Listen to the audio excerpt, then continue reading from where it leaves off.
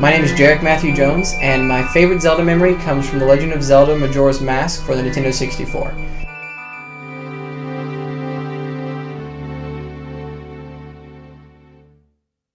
Up to this point, I had played countless video games from when I was a very young child, but the first Zelda game that I'd ever played was Ocarina of Time, and it was completely different than anything I'd ever experienced before. I had known game rules up to this point: jump on this, hit that, don't fall there, but The Legend of Zelda Ocarina of Time was the first game I'd ever played with this interactive world, and it was very new to me.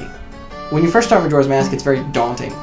You walk out, you're a Deku Scrub, you've got this timer at the bottom of the screen, there's this giant demon moon about to crash into the planet, and it's very easy to miss a lot of the details. You just want to survive, and you don't really know what to do. As time goes on, though, and you start to feel more and more powerful and less panicked for time, you start to notice little things. I remember that I was getting kind of near the end of the game, but I hadn't really done a lot of exploring. I found myself in the laundry pool on day 2 and noticed the girl from the inn, and I noticed that she looked sad.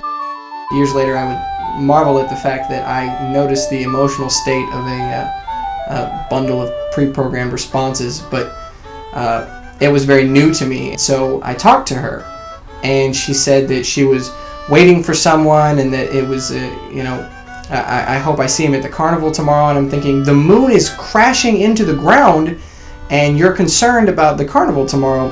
I can stop the moon, supposedly, that's what I'm supposed to be doing, but what am I supposed to do about, this girl's sad about not being able to see someone at the carnival tomorrow? And that was the first time that it occurred to me that I had all the time in the world.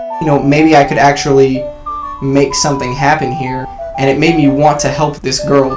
So I restart time, and I start talking to people and following people, and I start figuring out that, there is a moon crashing into the earth, and you have to get the giants to come save it, but there's so much more happening in this world. And I started following people on the daily routines, and you save an old lady from getting mugged. You stop an alien invasion on a cow farm. And as I'm getting more and more details, of the town and the people and how they're related and what they're doing and things, I start to understand there's this boy named Cafe and this girl named Anju, and even though he looks like a child, they were actually supposed to be wed, and you start to develop a relationship with these characters in the game, and you start to really care about the outcome, and it becomes less and less about saving the world from this impending doom, which is still on the back of your mind, but it becomes very personal.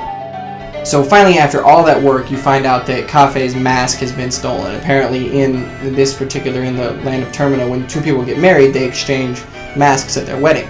And his mask was stolen by that same jerk that robbed the old lady. And if you can get through everything, you can help him get the mask back. And it's a long process. I mean, you have to diligently, patiently wait for these people to walk from point A to point B and follow them around and talk to them at just the right time. And be ready to go whenever they're ready to go.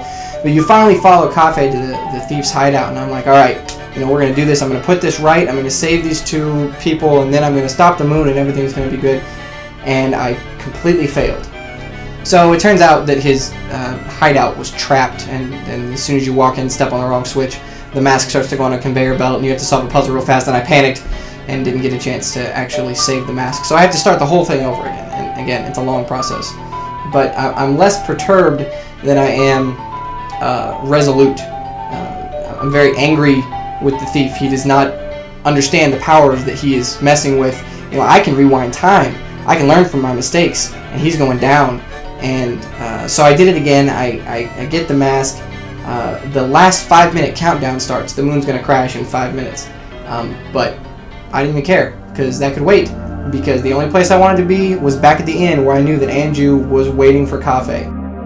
I was 16 years old, and I'll never forget how I felt as I waited for Cafe to get into that room. And he finally walks in, and he and Anju look at each other, and then there's this beautiful moment where they embrace, and it's kind of funny because he's still a little kid.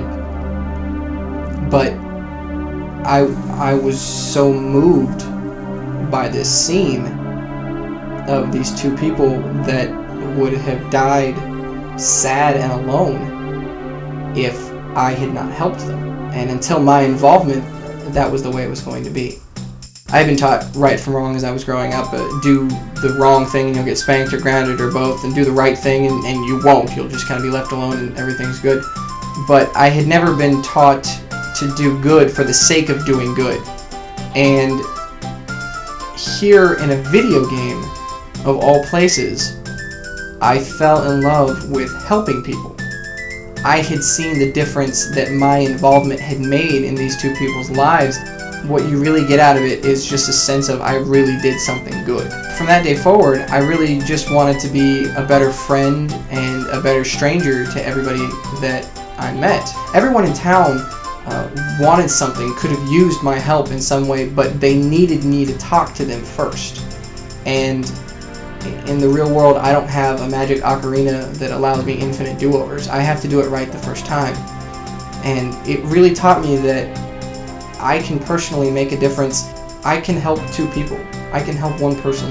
It just might start by having a conversation with them. My name is Jarek Matthew Jones, and I wouldn't be the person that I am today without my memories from the Legend of Zelda series and this particular scene from Majora's Mask.